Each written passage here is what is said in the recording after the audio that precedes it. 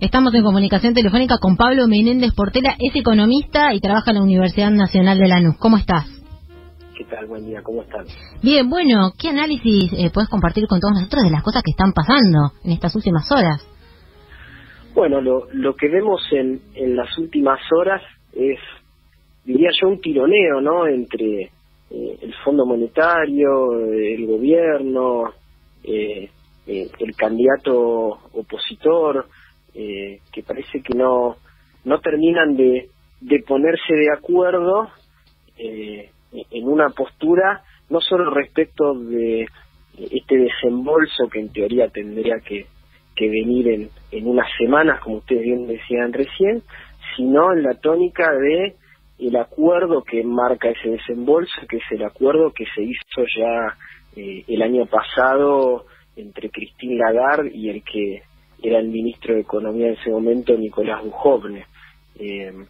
Me parece que son las desavenencias, por otra parte, lógicas, de un momento transicional en el que tenemos un gobierno en ejercicio,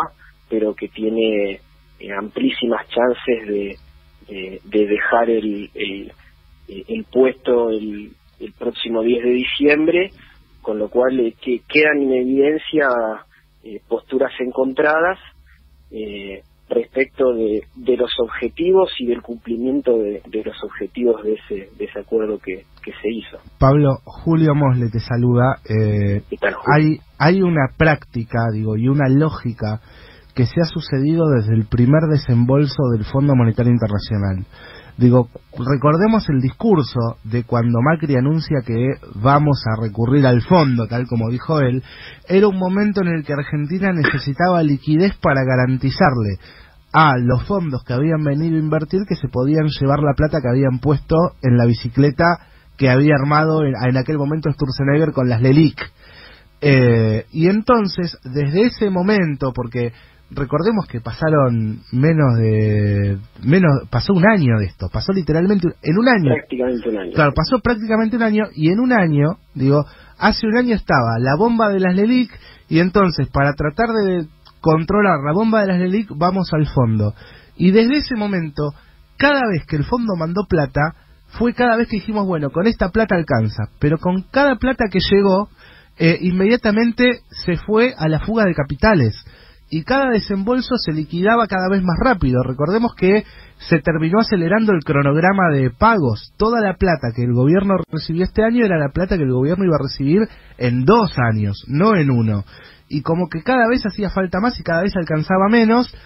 al punto de que el último desembolso, que fue el desembolso de junio, ya nos lo quemamos, ya lo prendimos fuego entero. Y me imagino que una de las cosas que le debe dar, no sé si duda, pero al menos algún resquemor al Fondo Monetario para seguir sosteniendo este pedaleo, es que deben ser conscientes de que esos 5.400 millones de dólares pueden durar muy poco. Sí, opino igual que vos, y me parece que toda esa dinámica desnuda cuál fue el verdadero objetivo de este acuerdo con el fondo. Porque si nosotros vamos a la letra fría de lo que fue el acuerdo el año pasado, y que me parece que muy atinadamente rescata el comunicado que sacó ayer el Frente Opositor, el Frente de Todos, si vamos a esa letra fría, lo que decía esa letra es que los objetivos del acuerdo eran recuperar el crecimiento de la economía, generar empleo para evitar la pobreza, reducir el nivel de inflación, lograr una trayectoria decreciente de la deuda pública. Ahora, si vamos después a las métricas que efectivamente se evalúan para otorgar esos desembolsos, no tienen nada que ver con ninguna de estas cuestiones, y salta a las claras que ninguna de estas cuestiones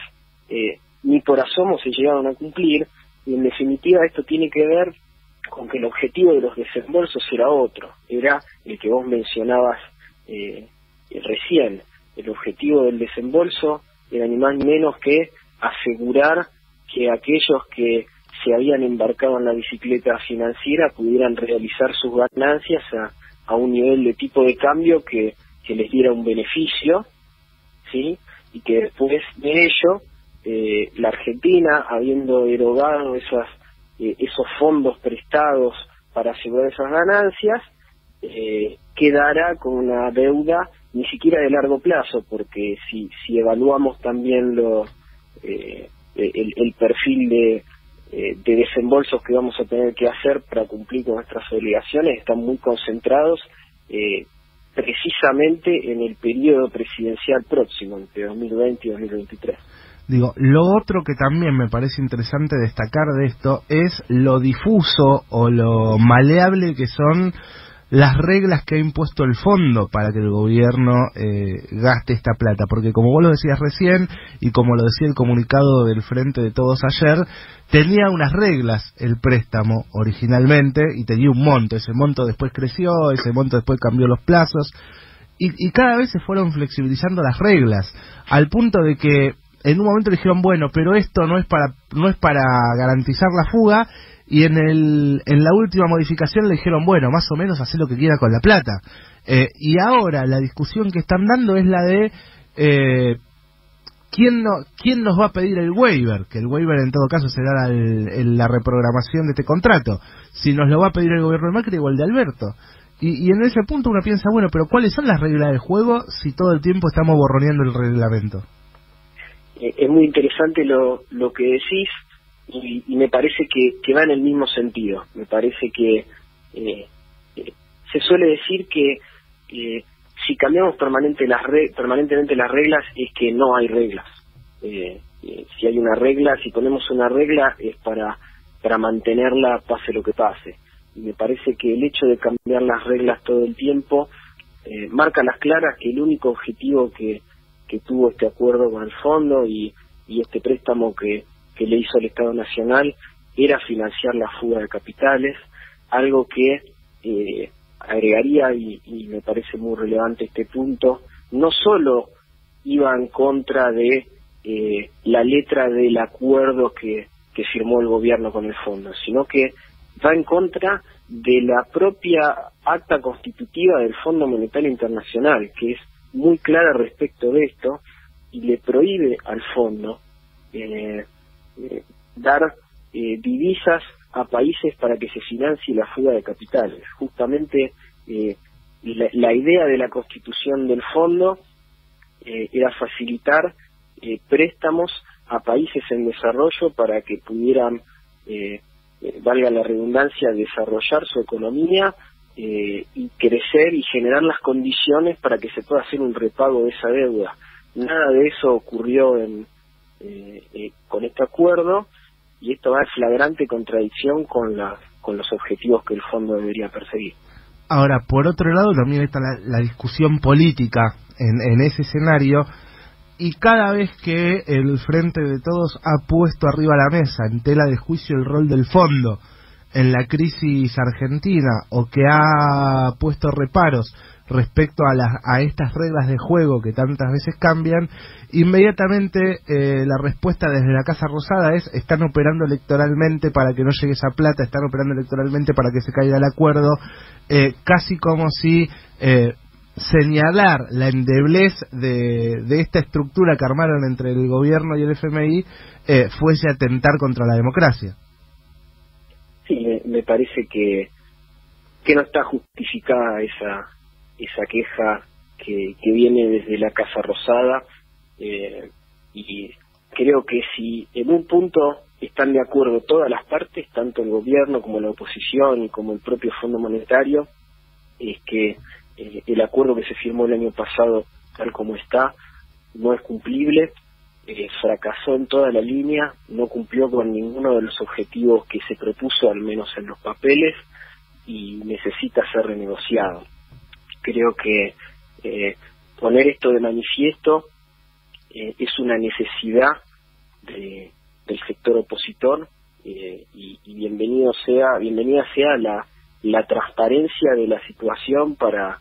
todos los argentinos. Y esto me parece que no es una especulación electoral, sino que es una transparencia sobre la realidad económica que estamos pasando, y a mí me parece pertinente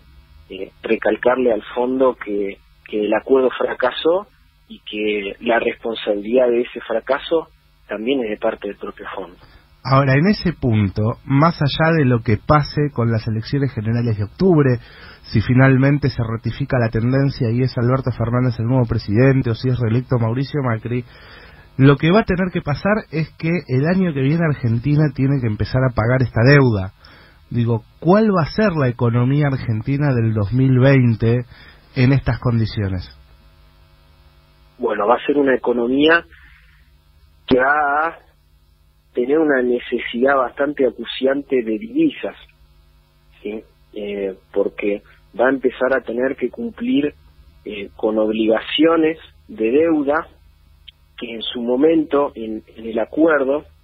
se preveían como pasibles de ser pateadas para más adelante a través del acceso a los mercados voluntarios de crédito. Es decir, que dentro de las premisas que tenía el acuerdo, una de ellas es que todo iba a estar bien en la Argentina y que los acreedores privados iban a estar deseosos de refinanciar a la Argentina cuando llegaran los vencimientos fuertes a partir del año que viene. Eso se probó como falso de toda falsedad, y el año que viene, de continuar esta tónica en la economía y también las mismas situaciones de guerra comercial en el contexto global, todo esto va a indicar que vamos a tener una fuerte necesidad de divisas,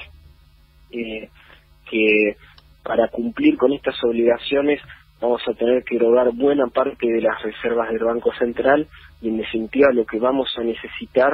es un gesto del fondo que demuestre que es socio de la Argentina, pase lo que pase electoralmente y sea quien esté ocupando el sillón de Rivadavia. Me parece que ese es el gesto que tendríamos que buscar del fondo, y que por ahora no lo ha manifestado con la suficiente claridad. Y me parece que esta sociedad que tenemos que tener con el fondo nos tiene que permitir una ayuda mayor para afrontar esos vencimientos que van a venir a partir del año que viene, de tal manera que eso dé un mensaje al mercado de que Argentina en el largo plazo va a poder pagar la deuda, va a poder cumplir con todas las obligaciones, y por lo tanto eso haga que el mercado esté más proclive a refinanciar las deudas, por lo menos en términos de plazo. Ahora, en ese camino, además de poder conseguir las divisas para afrontar esos cumplimientos, es necesario pensar una reactivación de la economía argentina, del consumo. Digo, hoy tenemos fábricas cerrando, fábricas que están dejando de producir, pymes que van directo a la desaparición. ¿Cómo se hace para conjugar ambas agendas, no? Sí, me parece que ese va a ser el desafío que tenga el próximo presidente, y necesariamente esa conjugación de agendas va a tener que tener algún visto bueno del Fondo Monetario Internacional, porque hay una alta probabilidad de que para que se genere este crecimiento y se vuelva a poner en marcha la economía y volvamos a poder poner plata en el bolsillo de los trabajadores, para todo eso vamos a tener que sacrificar lo que hasta ahora viene siendo la panacea por parte del fondo y por parte de esta administración, que es el déficit fiscal, siempre hablando de déficit fiscal primario, porque cuando sumamos los intereses, desde luego que el Estado sigue siendo deficitario, pero si hablamos del déficit fiscal primario, en el marco de este acuerdo había una meta muy agresiva de reducción de ese déficit fiscal a un rango entre 0 y 0,5% del PBI. Es una meta que ya sabemos que no se va a cumplir, y me parece que en una renegociación de este acuerdo o en un nuevo acuerdo que se va a tener que firmar,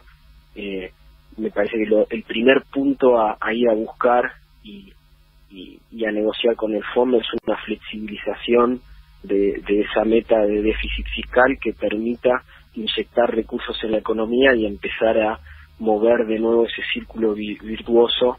que está frenado de hace por lo menos 2 años. Bueno, entonces quedamos expectantes igual, ¿no? Qué difícil lo que se venga después de las elecciones. Por supuesto, sí, me parece que lo que pase es súper compleja la situación. El próximo presidente va a tener muchos desafíos en muchos frentes y desde luego que la coyuntura económica el año que viene tampoco va a ser sencilla, pero siempre queda la esperanza, por una parte, de que tengamos un gobierno que cambie las prioridades y que priorice el crecimiento de la economía y la creación de empleo y el aumento del salario real, y por otra parte también que ya teniendo una elección presidencial definida, eso de mucha más certidumbre de lo que puede venir de acá para adelante. Sí, ¿quién nos garantiza que después de las elecciones, en el caso de que no gane Cambiemos, no suceda lo mismo que pasó después de las PASO? Bueno, no es algo que no se puede descartar a esta altura, que pase lo mismo, y me parece que para evitar que tengamos una nueva corrida cambiaria, sería importante un mensaje del fondo